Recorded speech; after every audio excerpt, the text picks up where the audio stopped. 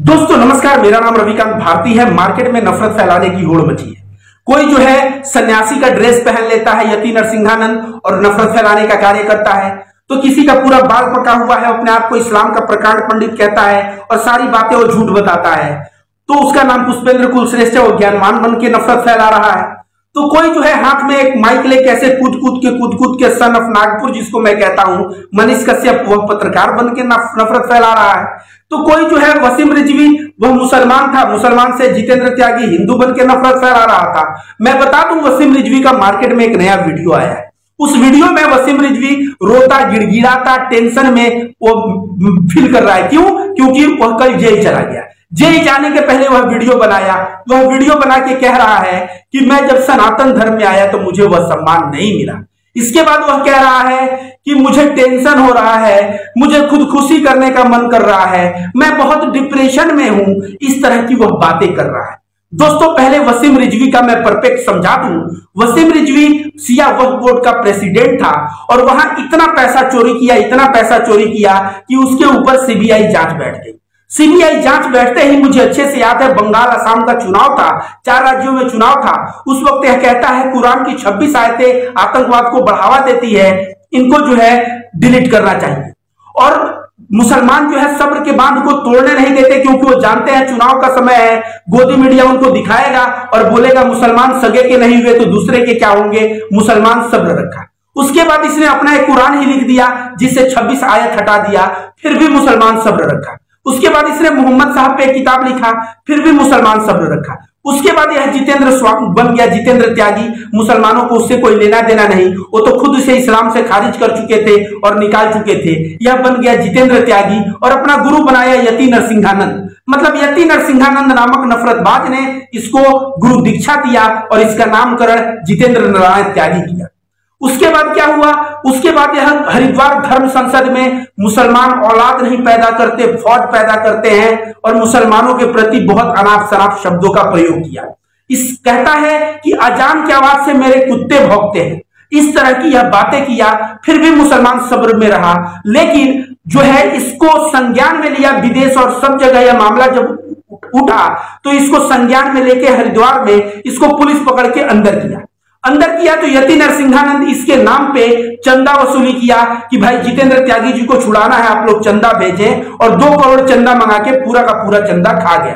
ये मैं नहीं कहता हूं, यति नरसिंहानंद के साथ जो चेले चपाटे रहते हैं ना, वो लोग भी भगवा कलर पहने रहते हैं, वे सब खुद आपस में, देखिए कुत्ते को घी हजम नहीं होता, आपस में झगड़ा कर लिए और झगड़ा करके वो क्या हुआ, बंदर बाट में वह सब आरोप लगाने लगे कि यति नरसिंहानंद 2 करोड़ खा गया। जब यह बात वसीम रिजवी को पता चला, वसीम रिजवी जेल से निकला, अपने घर चला गया, यति नरसिंहानंद से मिला तक नहीं। यति नरसिंहानंद इसके बाद पागल कुत्ते की तरह बोलने लगा कि मैं वसीम रिजवी से मेरा सारा नाता रिश्ता जितेंद्र त्यागी से मेरा समाप्त है, और इस तरह से नाता रिश्ता समाप्त कर दिया। अब जो है यह वीडियो बनाया है, वीडियो में वसीम रिजवी जेल जाने के पहले कह रहा है कि मुझे डर लग रहा है, तो मैं डिप्रेशन में हूं, तो मुझे खुदकुशी करने का मन हो रहा है, तो मुझे कोई सनातन धर्म अपनाया, उसमें कोई सम्मान नहीं मिला, सनातन धर्म में इसको सम्मान मिला नहीं और इस्लाम से लात मार के निकाल दिया गया, तो यह होगा क्या, यह जेल बाहर, जेल बाहर, जेल बाहर। कुछ दिन पहले ही कहता था मेरे पास पैसे नहीं है तो मैं बाहर रोड पे सोता हूं। इस तरह का यह नौटंकी करते रहता है, लेकिन इस बार यह कह रहा है मुझे डिप्रेशन है, मैं खुदकुशी कर लूंगा। इस तरह की बातें इसलिए कर रहा है क्योंकि इसको डर लग गया है कि इसको अब सजा हो सकती। नफरत फैलाओगे, देश में कानून जिंदा है, संविधान जिंदा है, जेल जाना पड़ेगा, सड़ना पड़ेगा और उसके लिए तुम्हें तैयार रहना पड़ेगा। मैं खुदकुशी कर लूंगा, मैं बहुत डिप्रेशन में हूं, मुझे मरने का मन कर रहा है, ऐसी बातें करने से मैं रविकांत भारती इसके प्रति 1% भी सहानुभूति नहीं रखता। इसको 1 साल पहले कहा था कि बेटा नफरत मत फैला, मत फैला, मत फैला, उस वक्त तो नहीं माना। अब जो है तुम्हें डंडा पड़ना है कानून का, तब तुम रोना शुरू कर रहे हो। गौतम बुद्ध ने कहा था कि दोषयुक्त मन से किया गया कार्य दुख को वैसे ही अपने पीछे खींचता है जैसे बैल पहिए को अपने पीछे खींचता है। जब बैल चलेगा तो उसके पीछे पहिया चलना निश्चित है, अगर वह बंधे हुए है। ठीक उसी प्रकार तुम दोषयुक्त मन से कार्य किए हो, तुम नफरत फैलाने का कार्य किए हो, तो अब तुम्हारे पीछे दुख ऐसे अनुसरण करेगा जैसे बैल के पीछे पहिया।